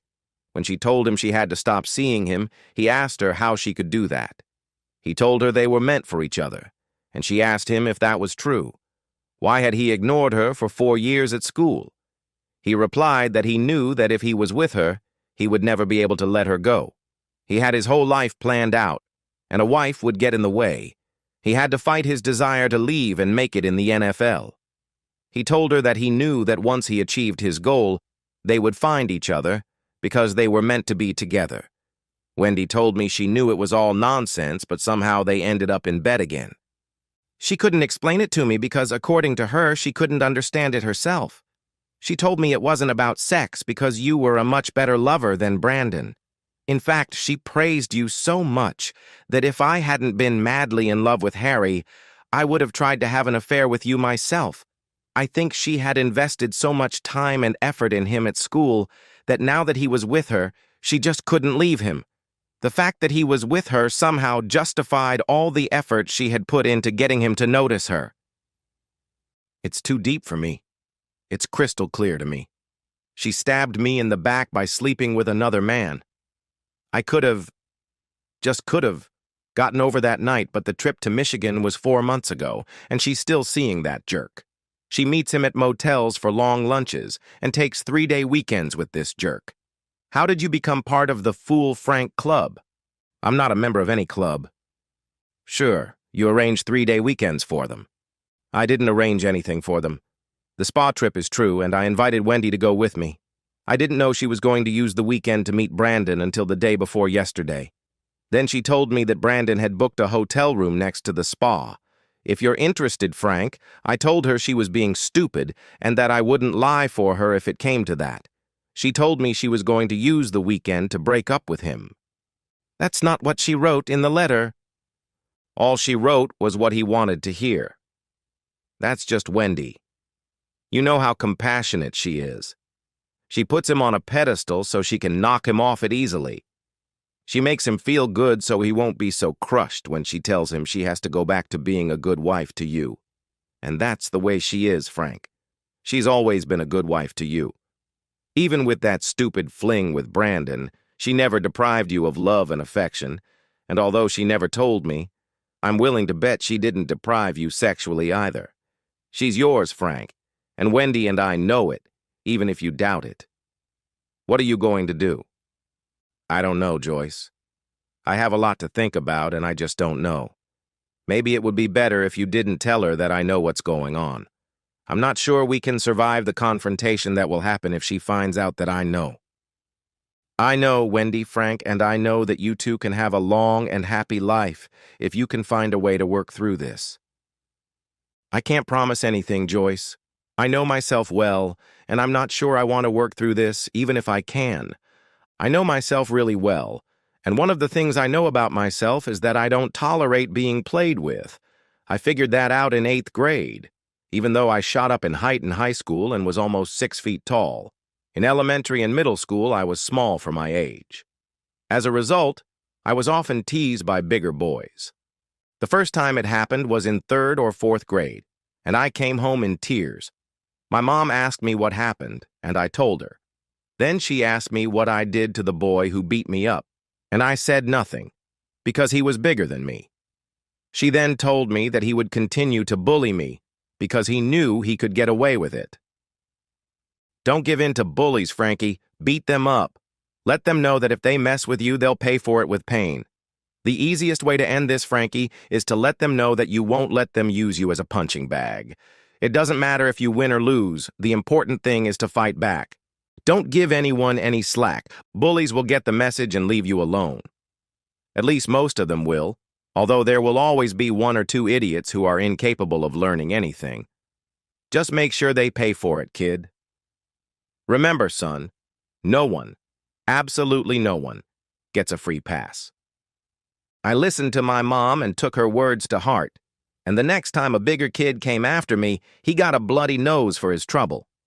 I got a black eye and a split lip, but I felt satisfied seeing his blood on my shirt. My mom was right. After a couple more fights, the bullies decided it wasn't worth messing with me. It wasn't until 8th grade that I learned what I was capable of when someone bigger than me started messing with me. There was a guy in my class named Elmore. He wasn't much bigger than me, but he liked to pick on kids because he had an older brother in 11th grade, and if you did anything to Elmore, his brother Marcus would come down on you like a ton of bricks. Marcus was big and mean, 6 feet 4 inches and over 200 pounds, and it was best not to mess with his younger brother. Elmore took full advantage of this. Confident that everyone knew Marcus would attack anyone who messed with him, Elmore bullied anyone he wanted. Finally, it was my turn. Elmore's locker was right next to mine, and one day between classes, I was standing at my locker rearranging my books when Elmore came up to me, shoved me, and said, "Get out of the way, asshole." I pushed him so hard that he fell on his butt. He got up, came up to me, and poked me in the chest with his finger, but before he could say anything, I grabbed his arm, bent his finger back, and pushed him so hard that he fell on his butt again. Several other kids saw what happened and laughed at him. I took the book I needed for my next class and left, leaving Elmore sitting on the floor crying. That same day, I was standing at my locker again when someone grabbed me by the shoulder and spun me around. It was Marcus, and behind him stood Elmore with a smirk on his face. "You hurt my brother, you bastard," he said, and he punched me so hard in the stomach that I doubled over and threw up on the floor. "Let that be a lesson to you, you bastard. Don't you ever touch my brother again." He and Elmore walked away. A minute or two passed, but I finally gathered my strength, went to the boys' bathroom, and grabbed some paper towels to clean up after myself. On the way home, I was angry about what had happened. I hadn't been able to make him pay, even a symbolic price, and he got off easy. I knew it would have been a waste of time and energy to fight him because he was a good 5 or 6 inches taller than me and weighed 60 or 70 pounds more, but he got away so easily and that infuriated me. The more I thought about it, the angrier I got. He got away with it. I couldn't let that happen. I had to do something, but what? It must have come to me in a dream, because when I woke up in the morning, I knew exactly what I was going to do. That day, when Marcus was walking to his locker, I came up behind him with a baseball bat and hit him on the head. Not a full swing, as if I was going to throw the ball, but a sharp blow from above, and Marcus fell to his knees. I hit him on the head again, and he fell to the floor. I spread his legs and hit him in the groin with the bat. Just once, but hard. I leaned over, grabbed him by the hair, and lifted his head so that it was only a few inches from my mouth, and said, "You may be bigger than me, you bastard, but you're not as cruel.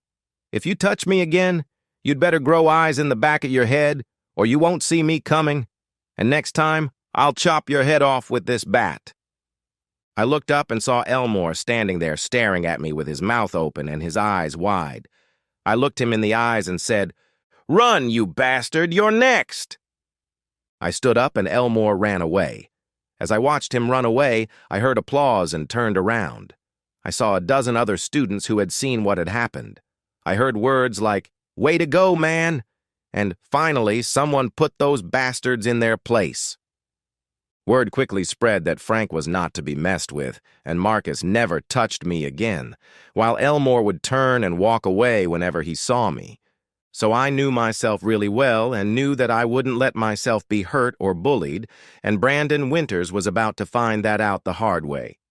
I knew Brandon's address because Wendy had forgotten to put a stamp on the envelope, and I had gone to see what kind of neighborhood it was. It was a residential complex, and Brandon's apartment was on the first floor. There was no cover, and the place was too open. Besides, there was a good chance that witnesses would show up.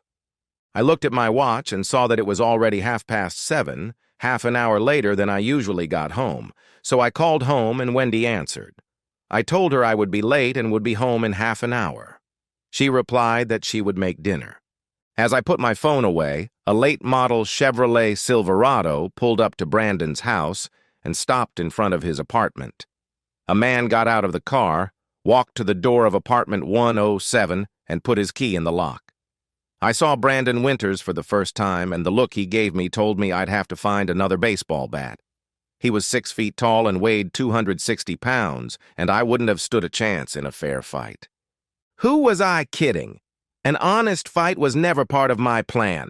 I was thinking about punishment, severe punishment. You sleep with someone else's wife, you deserve punishment. You mess with me and mine, you deserve severe punishment.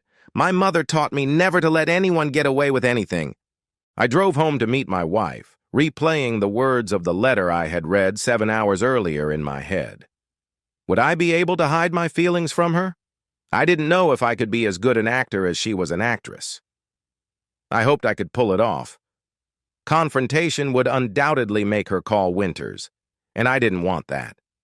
I didn't want him to see me coming. She greeted me with a hug and a kiss, and I couldn't help wondering if she'd had a long lunch and served that jerk. As I hugged her, I ran my hands down her back. "Later," she said. "Dessert will be later."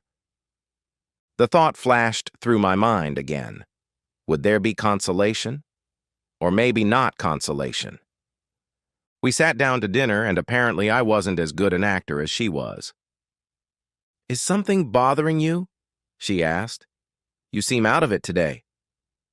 "I got some bad news today. I guess I'm still thinking about it." "Does it have something to do with you coming home early today?" "What?" "The mail was on the kitchen table, so I know you were home." I told her that I had taken Joe to the hospital and come home for lunch. "Is it bad news?" "Number. There's talk of layoffs at work." "That shouldn't affect you. You've been there a long time." "It doesn't matter. The thing is, if things don't get better and the situation gets worse, they might close the company altogether." It was complete nonsense. The company had just announced record profits, and I already knew how much bonus I was going to get, but Wendy didn't know that, and this story kept her from thinking it was something else. Like, for example, that she was cheating on me. After dinner, we settled comfortably on the couch and watched TV until Wendy grabbed the remote and turned it off. She put the remote on the coffee table and said, "It's dessert time, lover." She got up and headed for the bathroom, and I got up and followed her. At that moment, I wasn't particularly happy with Wendy. Wendy was as passionate as ever, and I couldn't tell if I was the first one that day. I had to agree with Joyce when she said that Wendy never let her guard down when it came to love and tenderness toward me. I had no doubt that Wendy was sincere when she snuggled up to me after sex and said, "I love you." The next morning at work, I had a meeting with my boss at 9, and I told him that I had some personal issues to deal with and that I needed to use some of my accumulated vacation time. I told him I needed 3 days, and he said that was fine, but asked me to call him once a day in case anything came up that needed my attention. I really needed to make good use of those 3 days. Wendy was leaving work on Friday for a 3-day weekend. She finished work at 5:30, so I had about 78 hours to ruin her weekend. I knew Harry was at work, and Joyce didn't work on Tuesdays, so I called her at home. "What can you tell me about Winters? Where does he work? Does he bowl or do anything else when he's not entertaining my wife?" "Judging by the sound of your voice, Frank, I don't know if I should tell you anything. It sounds like you're trying to get information out of me so you can find him and beat him up." "Does that bother you? Are you one of those people who's been hung up on him since high school?" "Hardly. It may surprise you, Frank, but I like you, and I don't want you to go to jail over trash like Brandon." "It's going to happen, Joyce. Sooner or later, it's going to happen, and the sooner Wendy will be free of him." In the end, she gave me everything she knew, and it was enough. I knew where he worked. his schedule, and that he bowled in a men's league on Wednesdays. I drove to Winters's workplace and discovered that since it was in the city center, he didn't have his own parking space. After a little digging, I found out that his company had reserved parking spaces for its employees in one of the 4-story parking garages in the city center. I found a parking spot, paid for parking, and entered the parking garage. On the 3rd floor, I found Winters' Silverado. I looked around and didn't see any security cameras, so I marked the spot as a possible location for my meeting with Mr. Brandon Winters. I returned to my car and drove around the block until I found a spot from which I could watch the exit from the parking lot. I parked, paid for parking, and prepared to wait. Lunchtime passed, and Winters did not come out, and I realized that there would be no sex with Wendy that day. Then I drove to the bowling alley and checked it out.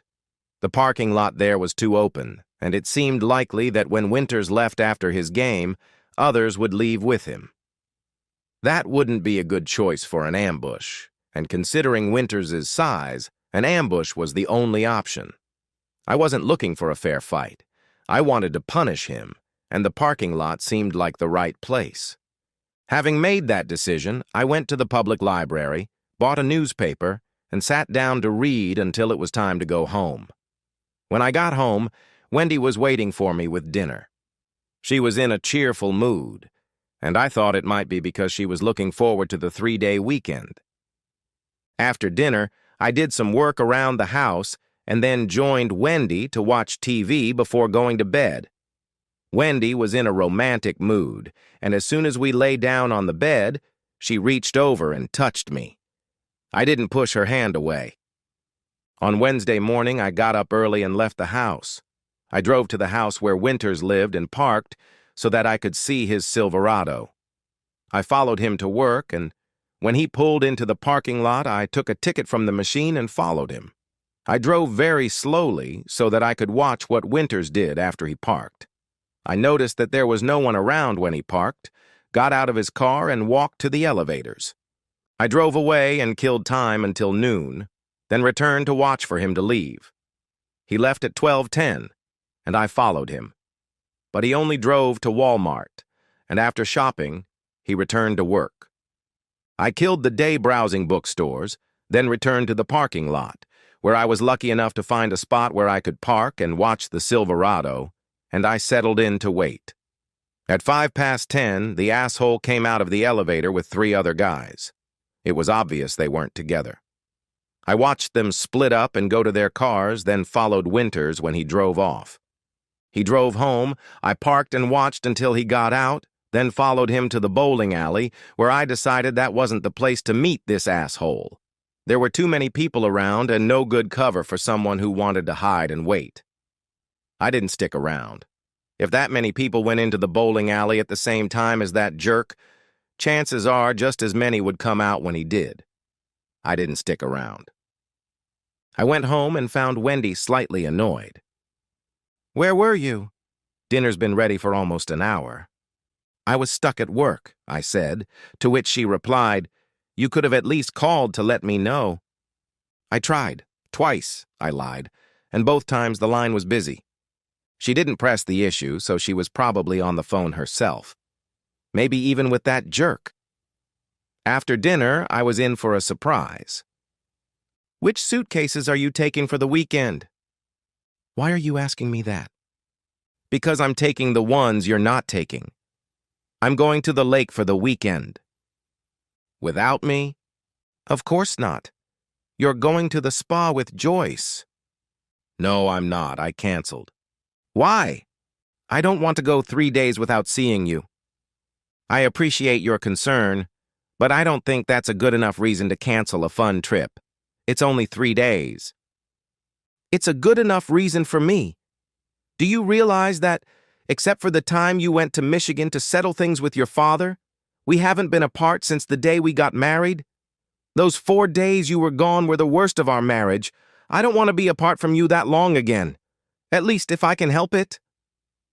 I looked at her and thought, the worst 4 days of our marriage? You enjoyed sleeping with your high school crush so much that you kept doing it? And those were the worst 4 days of your life? Come on. That's what I thought. But I said, if you're sure, then of course you'll come with me to the lake. She smiled broadly and said, I was thinking about what we should have for dessert. I think better in the bedroom.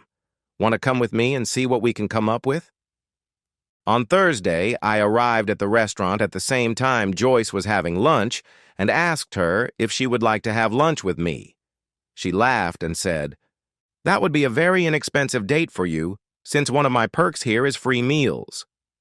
She did sit down and have lunch with me, and during the meal I said, Wendy told me she canceled her date with you for the weekend.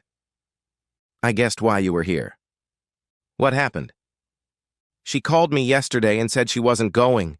She said she needed to break up with Brandon completely, and 3 days apart wasn't the best way to do that. She called him on Tuesday and told him she wasn't going to see him anymore. She also said she didn't want to break up with you anymore. Not even for 3 days. So it's not a cancellation because she knows I know? If she knows, it's not from me. Other than being a sounding board and a shoulder to cry on for Wendy, I didn't get involved. I just told her she was being stupid to risk losing you. She paused, then asked, has she lost you? I don't know, Joyce. Honestly, I don't know.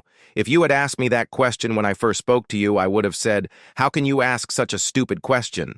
Of course I'll leave. But now? Honestly, I don't know. Well, when you make your decision, remember that this girl really loves you. As I left the restaurant, I knew one thing. Even if Wendy had supposedly broken up with Winters, he would still have to pay for sleeping with my wife. Winters got out of the elevator at 5:11 with 2 other people, and all 3 headed for their cars. The other 2 started their engines and drove away, while Winters stood there looking at his flat left rear tire and cursing. He took out a jack, lowered the spare tire, and then bent down to unscrew the lug nuts. I quietly approached him from behind and hit him over the head with an aluminum baseball bat, and when he fell to the floor, I beat him in the groin until I was sure he wouldn't be hurting anyone anytime soon. I took his wallet, watch, and ring from his finger, then drove away, leaving him lying on the ground. I was wearing a hoodie and a ski mask and didn't say a word. He might have guessed it was me, but he couldn't prove or confirm it. The police would have realized that this was not a normal robbery because the robber would not have wasted time raping Winters. They would have asked him who could have set him up, but I couldn't know if he would admit that he had slept with my wife. It didn't matter because they couldn't prove it was me. I got rid of everything I had on me when I committed the crime, down to my shoes and socks. I threw my wallet, watch, and ring in a dumpster behind a Safeway supermarket on the other side of town. And I threw the baseball bat and gloves I was wearing in a dumpster behind the library. If the police had come to me and asked where I was during the beating, I would have simply said that I was driving around town thinking about problems at work, but I didn't think the police would check. They had more important things to do than waste time looking for someone who beat up a jerk who was chasing married women. If they did come looking for me, they didn't find me because Wendy and I were at the lake. We spent 3 days swimming, fishing, sunbathing, and having fun like rabbits. By the time we got home, I had changed my mind about kicking Wendy out. Yes, she had cheated on me, but she felt guilty and had broken up with him. In a way, I understood how it happened, and to be honest, I could imagine it happening to me. I had been in love with Pauline French from 7th grade until I graduated high school, but I never got anywhere with her. If I had met her years later and she had given me the impression that she was available, I would have said, "Sorry, I'm married," or I would have said, "Yes, finally." To be honest, I didn't know. I wouldn't have bet money on it. But I could imagine how it would happen. Oh yes, I could imagine how it would happen. Pauline was so sexy. I think it all came down to whether I could believe that Wendy really loved me and wanted to be with me for the rest of her life. Could I believe that she was completely serious when she said she couldn't stand even 3 days apart from me? Could I convince myself that Brandon Winters was an exception and that nothing like that would ever happen again? Could I live with the knowledge that I had been a cuckold for a couple of months? Was Wendy worth the risk? After hours of deliberation, the only answer I could come up with to all those questions was yes.